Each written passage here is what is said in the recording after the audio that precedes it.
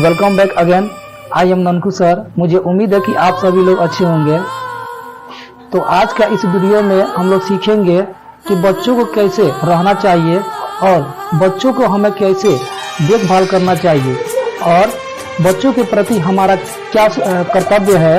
तो इन्हीं सभी चीज़ों के बारे में आज हम लोग सीखेंगे, जानेंगे।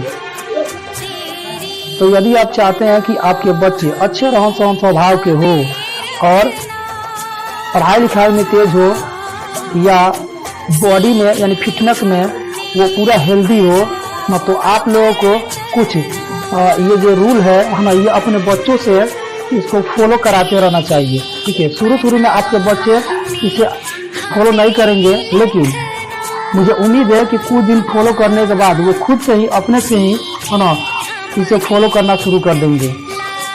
ओके, तो इसमें पहला है अपने से बड़ों के आज्ञा का पालन करें। पढ़ने जाने से पहले अपने परिवार के बड़े सदस्यों को प्रणाम करें। प्रति सप्ताह माँ अपना नाखून बाल काट ले या कटवा ले। भोजन करने से पहले अपना हाथ धो ले। प्रतिदिन ब्रश स्नान करें। समय पर सोए तथा समय पर उठे। किसी से झगड़ा ऊंचे स्वर में बातचीत न करें। साफ कपड़ा पहने। समय पर स्कूल तथा कोचिंग जाए और समय पर अपना होमवर्क पूरा करें। तो यदि आप चाहते हैं कि आपके बच्चे फ्यूचर में अच्छा करें तो आपको इन सभी कामों को कराना चाहिए, है ना। अगर आपके बच्चे अगर ये काम करने लगे तो मुझे उम्मीद है कि दिन प्रतिदिन वो बेहतर होते जाएंगे। और मेरा मानना है कि आप अपना रहन सहन स्वभाव हमेशा अच्छा रखिए। अगर आपकी रहन सहन स्वभाव अच्छा है तो लोग आपसे खुश रहेंगे, लोग आपकी मदद करेंगे और आपकी गिनती हमेशा अच्छे लोगों में होगी। अगर आपका रहन सहन स्वभाव खराब है तो लोग आपसे दुखी रहेंगे और लोग आपका मदद भी नहीं करेंगे, है ना। तो बच्चों के लिए यह घर का नियम है कि अगर आपसे आपके परिवार में जो बड़े लोग हैं कुछ कहे या कुछ काम करने के लिए बोले तो आप लोगों को यह जरूर करना चाहिए, है ना। तो आपको अपने परिवार के जो बड़े सदस्य हैं और या शिक्षक हो गए, गुरु हो गए आपके, तो उन लोगों को कहा जरूर माने। ठीक है, वैसे तो सभी जितने भी आपसे अगर बड़े लोग हैं अगर कुछ अच्छा करने के लिए बोल रहे हैं तो उनका कहा जरूर मानना चाहिए। ठीक है, और करना चाहिए। अगर गलत बोले तो आप मत कीजिए। ठीक है, इसके बाद दूसरा है पढ़ने जाने से पहले अपने परिवार के बड़े सदस्यों को प्रणाम करें। तो प्रणाम करने में ना हम लोग को लजाना शर्माना नहीं चाहिए या नहीं किसी से डरना चाहिए, है ना। तो प्रणाम करने में आप लजाइए मत, शर्माइए मत, है ना, डरिए मत।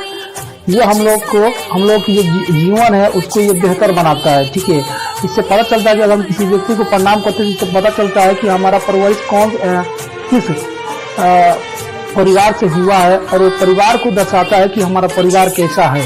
ठीक है, तो वैसे तो कहा जाता है कि 3 चीज़ों में हमें कभी नहीं शर्माना चाहिए। पहला पढ़ाई करने में, दूसरा भोजन करने में और तीसरा दफ्तर से बातचीत करने में। तो ये 3 चीज़ों में हमें कभी नहीं शर्माना चाहिए। तो इसके बाद है 3 नंबर, प्रति सप्ताह अपना नाखून काट लेना चाहिए, है ना, और प्रति महीने अपना बाल भी कटवा लेना चाहिए। ठीक है, तो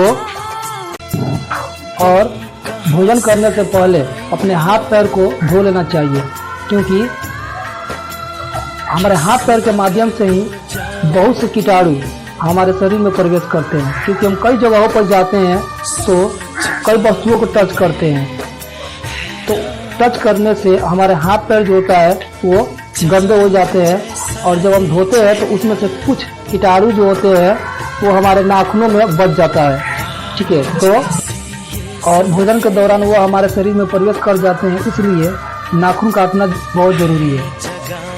हर महीने आप अपना बाल कटवा लें। यदि आप हर महीने आप अपना बाल कटवाते हैं तो आप दिखने में सुंदर लगेंगे। हमें प्रतिदिन सुबह खाने से पहले और रात को खाने के बाद ब्रश करते रहना चाहिए। इससे ये होता है कि हमारे मुंह से बदबू नहीं आती है।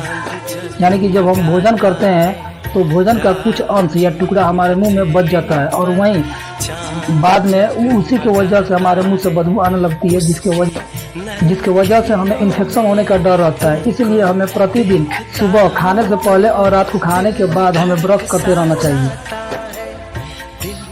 हमें प्रतिदिन स्नान करते रहना चाहिए। स्नान करने से हमारा दिल और दिमाग जो होता है वो फ्रेश रहता है, एकदम ताज़ा रहता है। और स्नान करने से हमारे शरीर में एक तरह की नमी आ जाती है ना, चेहरे पर एक चमक आ जाती है, ग्लो आ जाती है, जिसके वजह से हम थोड़ा हमारा जो शरीर है उसमें से सूखापन जो होता है वो खत्म होने लगती है ना, और चेहरे पर एक तरह की साइन आ जाती है, ग्लो आ जाती है, चमक आ जाती है। और स्नान करने से हमें बहुत सी तरह की फायदा होती है और स्नान करने से हमारा जो शरीर है एकदम स्वस्थ रहता है, हेल्दी रहता है, तंदुरुस्त रहता है और हम एक पहले के भांति ज़्यादा एक्टिव हो जाते हैं और हमारे शरीर में फुर्ती आ जाती है। तो इसके बाद है कि साफ कपड़ा पहने।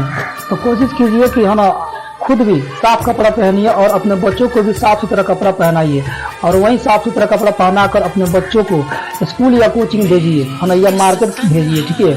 तो हमने बहुत से लोगों को देखा है जो जिनके पास अच्छा खासा पैसा है, अच्छा खासा इनकम है ना, वो लोग के जो बच्चे होते हैं वो गंदे कपड़े पहनते हैं, फटे हुए कपड़े पहनते हैं और चारों तरफ घूमते रहते हैं। ठीक है। तो इससे पता चलता है कि उनके घर वाले कितने लापरवाह है ना। तो कोशिश कीजिए कि आप अपने बच्चों को थोड़ा साफ सुथरा कपड़े पहनाइए, उनको देख रेख कीजिए, है ना, और समय समय पर उसको स्कूल और कोचिंग भेजते रहिए।